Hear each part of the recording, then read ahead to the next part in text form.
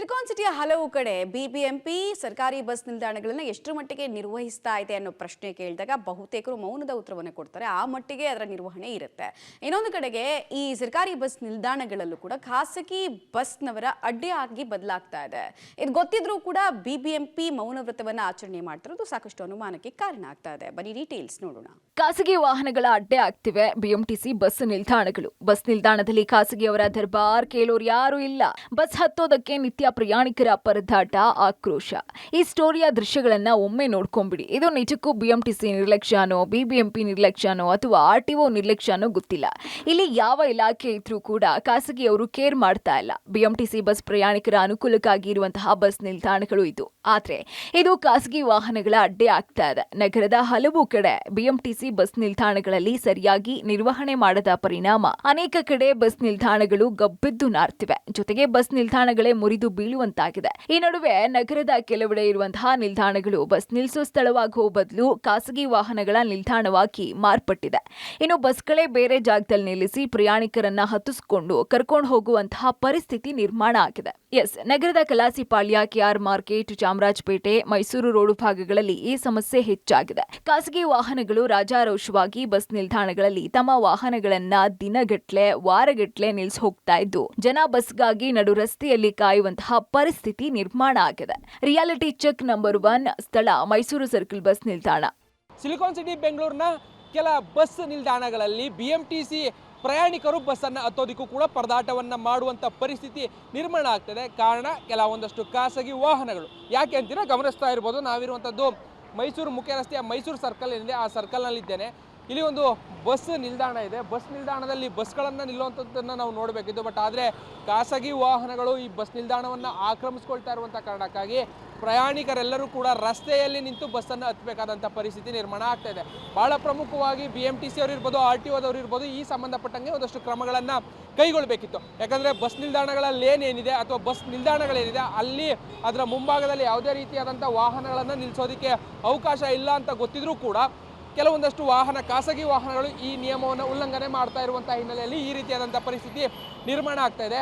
ಉದಾಹರಣೆಗೆ ಈಗ ಬಸ್ಗಳು ಬರ್ತಾ ಇದೆ. ಒಂದಷ್ಟು ಬಸ್ಗಳು ಇಲ್ಲಿ ಬರುವಂಥ ಬಸ್ಗಳೇನಿದೆ ಈ ಬಸ್ಗಳು ನೇರವಾಗಿ ಬಸ್ ನಿಲ್ದಾಣಕ್ಕೆ ಬಂದು ನಿಲ್ಲಬೇಕು. ಬಟ್ ಆದರೆ ಅಲ್ಲಿ ಜಾಗ ಇಲ್ಲದೆ ಇರುವಂಥ ಕಾರಣಕ್ಕಾಗಿ ಮುಂದೆ ಹೋಗುವಂಥ ಪರಿಸ್ಥಿತಿಗಳು ನಿರ್ಮಾಣ ಆಗ್ತದೆ. ಜೊತೆಗೆ ಬಸ್ ನಿಲ್ದಾಣದಲ್ಲಿ ಬಸ್ ಹತ್ತೋದಕ್ಕೆ ನಿಲ್ಲುವಂತಹ ಜನ ಏನಿದ್ದಾರೆ ಅವರು ಬಸ್ ಎಲ್ಲಿ ನಿಲ್ಲುತ್ತೆ ಅಲ್ಲೇ ಓಡೋಗಿ ಹತ್ತಬೇಕಾದಂತಹ ಸ್ಥಿತಿ ನಿರ್ಮಾಣ ಆಗ್ತಾ ಇದೆ. ಕಾರಣ ಖಾಸಗಿ ವಾಹನಗಳು ಬಸ್ ನಿಲ್ದಾಣವನ್ನು ಆಕ್ರಮಿಸ್ಕೊಳ್ತಾ ಇರುವಂತಹ ಪರಿಣಾಮವಾಗಿ ಸಂಬಂಧಪಟ್ಟಂತಹ ಬಿಎಂಟಿಸಿ ಅವರು ಇರ್ಬೋದು, ಜೊತೆಗೆ ಆರ್ಟಿಒದವರು ಇರ್ಬೋದು, ಈ ಬಗ್ಗೆ ಕ್ರಮ ವಹಿಸಲಿಲ್ಲ ಅಂತ ಹೇಳಿದ್ರೆ ನಿಜಕ್ಕೂ ಬಿಎಂಟಿಸಿ ಪ್ರಯಾಣಿಕರು ಪರದಾಟವನ್ನು ಎದುರಿಸಬೇಕಾಗುತ್ತೆ. ರಿಯಾಲಿಟಿ ಚೆಕ್ ನಂಬರ್ 2 ಸ್ಥಳ ಗೂಡ್ಶೆಡ್ ರೋಡ್ ನಿಲ್ದಾಣ. ಇನ್ನು ಸದ್ಯ ನಾನೀಗ ಗೂಡ್ಶೆಡ್ ರಸ್ತೆಯಲ್ಲಿದ್ದೇನೆ. ಚಾಮರಾಜಪೇಟೆ ವ್ಯಾಪ್ತಿಯ ಗೂಡ್ಶೆಡ್ ರಸ್ತೆಯಲ್ಲಿರುವಂಥದ್ದು ಗಮನಿಸ್ತಾ ಇದ್ದೀರಿ. ಇಲ್ಲಿ ಬಸ್ ನಿಲ್ದಾಣಗಳು ಇದೆ. ಬಸ್ ನಿಲ್ದಾಣಗಳನ್ನೇ ಖಾಸಗಿ ವಾಹನಗಳು ಆಕ್ರಮಿಸಿಕೊಂಡಿರುವಂಥ ಪರಿಣಾಮವಾಗಿ ಜನ ರಸ್ತೆಯ ಮಧ್ಯಭಾಗದಲ್ಲಿ ನಿಂತು ಬಸ್ಗಳಿಗೆ ಕಾಯಬೇಕಾದಂಥ ಪರಿಸ್ಥಿತಿ ನಿರ್ಮಾಣ ಆಗ್ತಾಯಿದೆ. ಜೊತೆಗೆ ಬಿಬಿಎಂಪಿ ಅವರು ಆ ಬಸ್ ನಿಲ್ದಾಣಗಳನ್ನು ಇಟ್ಕೊಂಡಿರುವಂಥ ರೀತಿಯಂತೂ ಬಹಳ ಕೆಟ್ಟ ಪರಿಸ್ಥಿತಿ ಸ್ಪಷ್ಟವಾಗಿ ಗೊತ್ತಾಗ್ತಾ ಇದೆ. ಅದೇ ಕಾರಣಕ್ಕಾಗಿ ಈ ಭಾಗದಲ್ಲಿ ಜನ ರಸ್ತೆ ಮಧ್ಯದಲ್ಲಿ ನಿಂತ್ಕೊಂಡು ಬಸ್ಗಳಿಗೆ ಕಾಯಬೇಕಾದಂಥ ಪರಿಸ್ಥಿತಿ ನಿರ್ಮಾಣ ಆಗ್ತಾ ಇದೆ. ಒಂದು ಕಡೆ ಬಸ್ ನಿಲ್ದಾಣಗಳನ್ನು ಮೇಂಟೆನೆನ್ಸ್ ಮಾಡ್ತಾ ಇಲ್ಲ, ಮತ್ತೊಂದು ಕಡೆಗೆ ಬಸ್ ನಿಲ್ದಾಣಗಳನ್ನು ಖಾಸಗಿ ವಾಹನಗಳು ಆಕ್ರಮಿಸ್ಕೊಂಡಿರುವಂಥದ್ದು. ಸ್ಥಳೀಯರು ಒಬ್ಬರಿದ್ದಾರೆ, ಮಾತನಾಡಿಸುವಂಥ ಪ್ರಯತ್ನವನ್ನು ಮಾಡ್ತೇನೆ. ಮೇಡಮ್, ಡೈಲಿ ಇಲ್ಲೇ ಬಸ್ ಹತ್ತಕ್ಕೆ ಬರ್ತೀರಾ ಹೇಗೆ? ಅಲ್ಲ, ಬಸ್ ನಿಲ್ದಾಣಗಳೇ ಇಲ್ಲ ಇದ್ರೂ ಕೂಡ ಈ ಥರ ವೆಹಿಕಲ್ಗಳು ಆಕ್ರಮಿಸ್ಕೊಂಡಿವೆ. ಎಷ್ಟು ಕಷ್ಟ ಆಗ್ತಾ ಇದೆ? ಇದು ಕ್ಲೀನ್ ಮಾಡಿದ್ರೆ ಸ್ವಲ್ಪ ಅಲ್ಲಿ ನಿಂತ್ಕೊಳ್ಬೋದು, ಗಾಡಿಗಳು ಓಡಾಡೋಕ್ಕೂ ಈಸಿ ಆಗುತ್ತೆ. ಇಲ್ಲಿ ಇರೋದ್ರಿಂದ ನಮ್ಗೆ ಗಾಡಿ ಬರೋದು ತುಂಬ ಕಷ್ಟ ಆಗ್ತಿದೆ. ರಸ್ತೆ ಮಧ್ಯದಲ್ಲೇ ನಿಂತ್ಕೊಂಡು ನೀವು ಬಸ್ಗಳನ್ನ ಹತ್ತಬೇಕಾಗಿದೆ. ಅಲ್ಲಿ ಹೋಗಿ ಅಲ್ಲಿ ನಿಂತ್ಕೊಳ್ಳೋಕ್ಕೂ ಆಗ್ತಿಲ್ಲ, ಅಲ್ಲಿ ದಾಟಿನೂ ಹೋಗೋಕೆ ಆಗ್ತಿಲ್ಲ. ತುಂಬಾ ಕಷ್ಟ ಆಗ್ತಿದೆ ಸರ್. ಇನ್ನು ನಮ್ಮ ಬಲಭಾಗದಲ್ಲಿ ನೋಡ್ತಾ ಹೋಗ್ಬೋದು ನೀವು, ಬಸ್ಸು ನಡು ರಸ್ತೆಯ ಮಧ್ಯಭಾಗದಲ್ಲಿ ನಿಂತು ಜನರನ್ನ ಹತ್ತಿಸ್ಕೊಂಡು ಹೋಗ್ಬೇಕಾದಂಥ ಪರಿಸ್ಥಿತಿ ನಿರ್ಮಾಣ ಆಗ್ತದೆ. ಬಸ್ ನಿಲ್ದಾಣದಿಂದ ಮುಂದೆ ಹೋಗಿ ನಿಲ್ಲಿಸುವಂಥದ್ದು. ಹಿಂದೆ ಇರುವಂಥ ಜನ ಬಸ್ ಒಮ್ಮೆ ಕಾಣಲಿಲ್ಲ ಅಂತ ಹೇಳಿದ್ರೆ ನಿಜಕ್ಕೂ ಆ ಬಸ್ಗಳು ಮಿಸ್ ಆಗುವಂಥ ಸಾಧ್ಯತೆ ಕೂಡ ಇರುತ್ತೆ. ಕಂಪ್ಲೀಟ್ ಆಗಿ ಖಾಸಗಿ ವಾಹನಗಳು ಬಸ್ ನಿಲ್ದಾಣವನ್ನೇ ಇಲ್ಲಿ ಆಕ್ರಮಿಸ್ಕೊಂಡಿರುವಂಥ ಪರಿಣಾಮವಾಗಿ ಈ ಭಾಗದಲ್ಲೂ ಕೂಡ ನಿತ್ಯ ಸಾವಿರಾರು ಸಂಖ್ಯೆಯ ಬಿಎಂಟಿಸಿ ಪ್ರಯಾಣಿಕರು ಪರದಾಟವನ್ನು ಮಾಡುವಂಥ ಪರಿಸ್ಥಿತಿ ನಿರ್ಮಾಣ ಆಗ್ತಾ ಇದೆ. ಎಸ್, ಇದು ಜಸ್ಟ್ ಸ್ಯಾಂಪಲ್ ಅಷ್ಟೇ. ನಗರದ ಅನೇಕ ಕಡೆ ಇದೇ ಪರಿಸ್ಥಿತಿ ಇದೆ. ನಿತ್ಯ ಓಡಾಡುವಂತಹ ಜನ ನಿಲ್ದಾಣ ಇದ್ರೂ ಕೂಡ ರಸ್ತೆ ಮಧ್ಯೆಯಲ್ಲಿ ಕಾದು ನಿಲ್ಬೇಕಾದಂತಹ ಪರಿಸ್ಥಿತಿ. ಅತ್ತ ಮಳೆ ಬಂದ್ರೂ ಕೂಡ ಬಸ್ ನಿಲ್ದಾಣದ ಒಳಗೆ ಹೋಗೋದಿಕ್ಕೂ ಕಷ್ಟ.